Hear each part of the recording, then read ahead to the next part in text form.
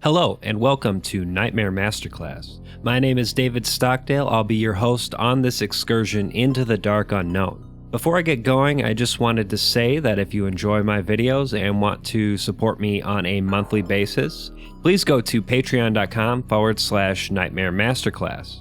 In this installment, I'll be exploring a creepy YouTube channel by the name of Super Mario 64 Beta Archive. And, well, I think this one's going to require some context for the uninitiated. The creator of the channel claims to possess previously unseen beta footage of Super Mario 64, the game we surely all know and love. Now, this sort of thing is nothing unique. In fact, using well-known video game characters such as Mario and Sonic in the context of a creepy story is something of a trend on the internet. There are a plethora of videos and other posts which purportedly contain unseen footage or imagery of the game during its development phase. Typically, of course, there is some kind of dark twist. The predominant narrative seems to be that every copy of Super Mario 64 is personalized in some way. That is to say, there's some kind of artificial intelligence within the game that is able to identify some trends pertaining to the player's gameplay style. Perhaps the system has some unknown ability to observe the player. It's never really explained in explicit terms, but somehow the game actually modifies itself based on data it collects from the player. Or at least that's my best guess as to the general idea. The personalization theory is said to explain the existence of certain phenomena discovered by players over the years, certain strange experiences unique to their particular gameplay sessions. Obviously, the limits of technology at the time preclude the possibility of this narrative being true in any descriptive sense. However, the simple fact that this narrative has been successfully employed in something like a creepypasta, or rather down to its core, a meme, is an indication of its cultural relevance in our time. The Super Mario 64 Beta Archive uses this bit of narrative context, this notion that every copy of Super Mario 64 is personalized in some way, as the establishing canon of, well, I guess we don't quite yet know what this really is. A horror story, maybe? That has yet to be fully determined, but one thing's for sure. Something is not right about these videos. Through the magic of graphic design and editing, the creators have taken something familiar and made it alien. The purpose of this video is to call your attention to the series and highlight some of its underlying themes. I might do a bit more of an in-depth analysis later on when the series has progressed. For now, I really just want to offer my thoughts on the work as it currently exists. Within the story, the channel itself is run by a guy named Eric, or at least that's the name he's provided to us. With the select few clues provided over the course of this series, it has been established that Eric is a former game tester who worked on Super Mario 64 during its development. I've often given primacy to a certain authenticity in my assessment of a given work. Obviously, in the case of a series like Petscop, the creator invented an entirely unique game aesthetic in order to tell a story. In the case of a work like the Super Mario 64 Beta Archive, the creators have instead taken a pre-existing video game and used it as a sort of jumping off point. In that sense, it is derivative, but I don't necessarily think that's a negative thing. In my view, it really just depends on what the work is doing in terms of its story and its overarching themes. Thus far, I think the Beta Archive is perhaps the best of its kind, specifically in terms of the creepiness it evinces without ever really showing the viewer anything all that creepy in a vacuum. It's subtle in a way that other iterations tend not to be. Let's take, for instance, the video titled Developer Animation Showcase. In the video description, the channel owner notes that the animations of Mario shown in this video were done with real human reference footage. Normally, I wouldn't bat an eye at this detail. After all, this is pretty commonplace in video game design today. However, note that the last animation shown in this video depicts Mario drowning. It raises the question, what exactly was the real human reference footage in relation to this animation? Keep in mind, I am, of course, referring to a possible fictional narrative evoked by this channel's cryptic allusions. What the Beta Archive does is build a haunting atmosphere out of a select bit of narrative context and a series of mysterious signifiers, some of which are cultural, specifically the territory of pop culture and its use of a well-known video game character, and some of which are simply, shall we say, elemental to the metaphorical logic of the story. You know what I'm going to bring up now, right? What's the significance of water? It is implied and even explicitly stated at certain points that Eric, our protagonist, is afraid of water. Why is this? The somewhat obvious go-to here is that Eric associates water with drowning. After all, that's the most frightening thing one can experience in relation to water, right? Well, I don't think it's that simple.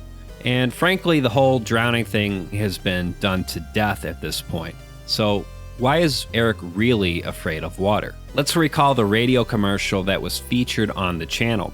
Eric notes in the video description that he's featured in the ad. Specifically, he's the guy saying amazing towards the 30-second mark.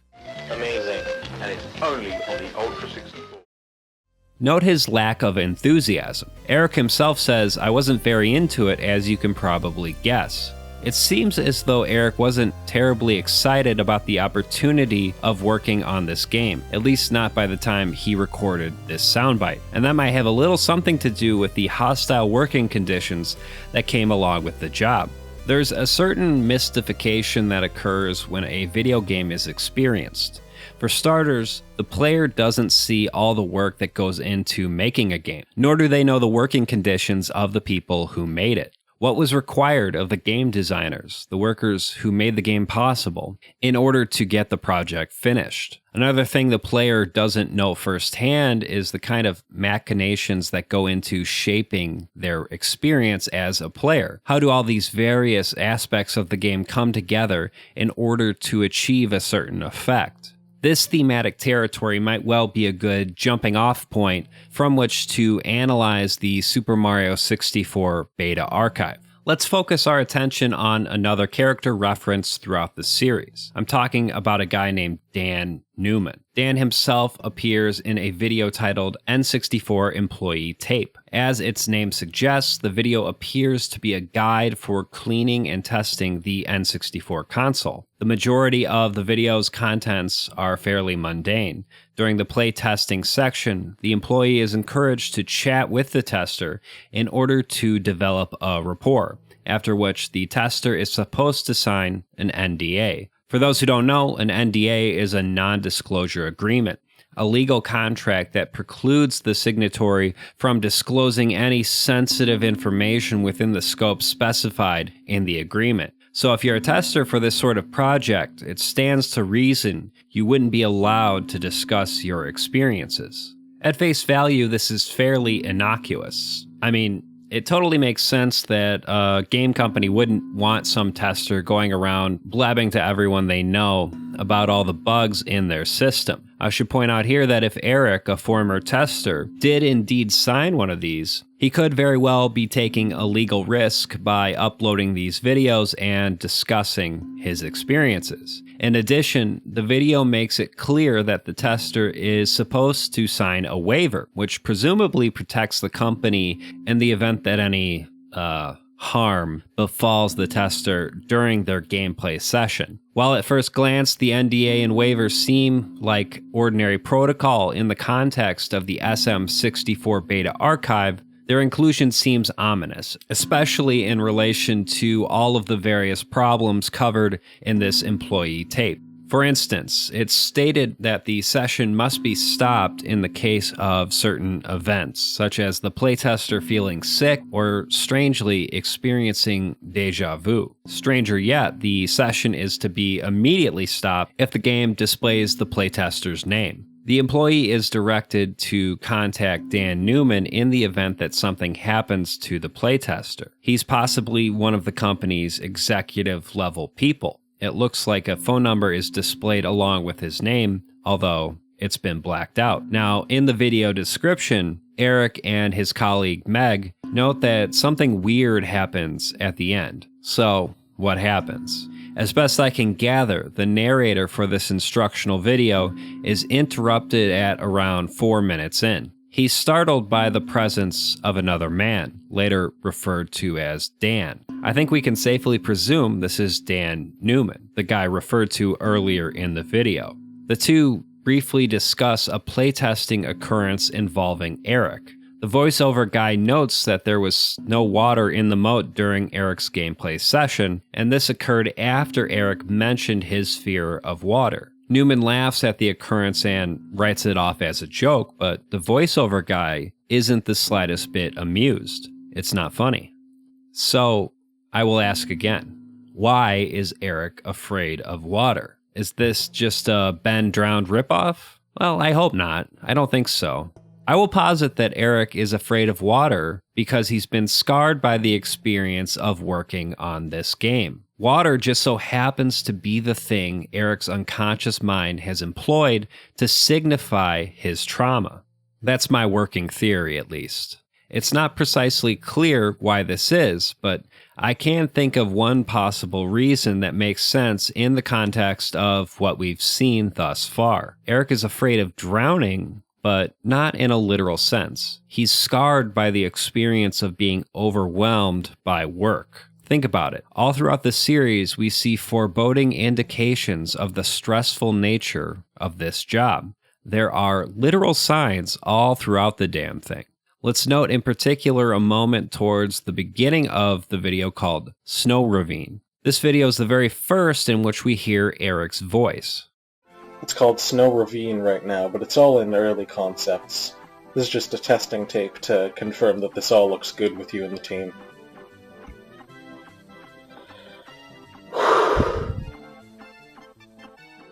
Now, is it just me or does Eric seem really stressed out here?